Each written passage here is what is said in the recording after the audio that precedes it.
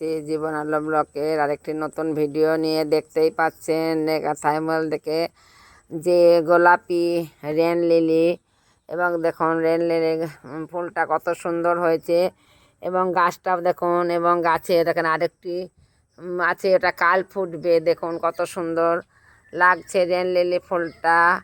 তা খুব সহজ, এমন কিছু পরিচর্যা লাগে না। গাছটা লাগানোর পরে একটু ডিএপি আর কলার খোসা ভেজা জল দিতে হবে, আর একটু রোদ, এতেই আপনার বাগানে এত সুন্দর রেন লিলি ফুটবে।